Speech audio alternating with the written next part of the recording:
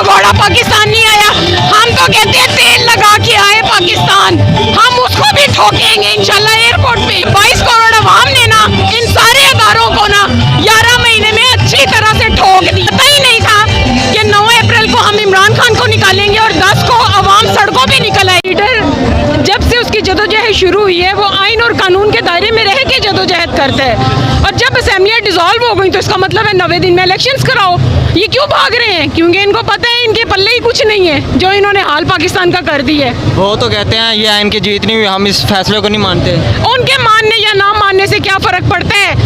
असल फैसला तो पाकिस्तान की 22 करोड़ अवाम ने करना है, जो इस टाइम आइन और कानून और अपने लीडर इमरान खान के साथ खड़े हैं। क्योंकि हमने आज तक अपने लीडर को कोई भी आइन और कानून तोड़ते नहीं देखा।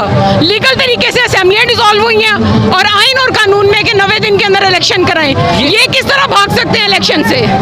यही जज थे, यही सुप्रीम कोर्ट का फैसला था पिछले जो 1 साल पहले आया था, तो उस टाइम पाकिस्तान तहरीक इंसाफ के चेयरमैन इमरान खान वज़ीर आज़म ने भी माना था और अवाम ने भी माना था। अब ये PDM की हुकूमत क्यों नहीं मान रही? आप इसलिए नहीं मान रही है, उस टाइम जजेस पे प्रेशर बहुत था। उस टाइम इनको पता ही नहीं था कि 9 अप्रैल को हम इमरान खान को निकालेंगे और 10 को अवाम सड़कों पे निकल आएगी। पाकिस्तान के अदारे तभी मजबूत होते हैं जब अवाम उसके साथ खड़ी होती है। लीडर भी तभी कामयाब होते हैं जब अवाम उसके साथ खड़ी होती है।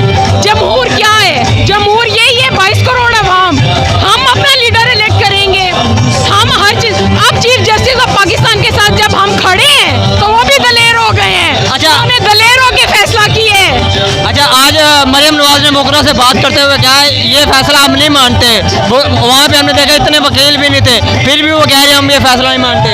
क्या पिद्दी और क्या पिद्दी का शोरबा, किसका नाम ले लिए? मरियम नवाज ना 3 में ना 13 में, ना कोई लीडर, ना उसके पास कोई असेंबली की सीट, ना वो MNA, ना वो MP है। एक भगोड़े की भगोड़ी बेटी, वो किस तरह से ये कह सकते हैं फैसला? वो होती कौन है ये कहने वाली? मैं बहादुर हूँ।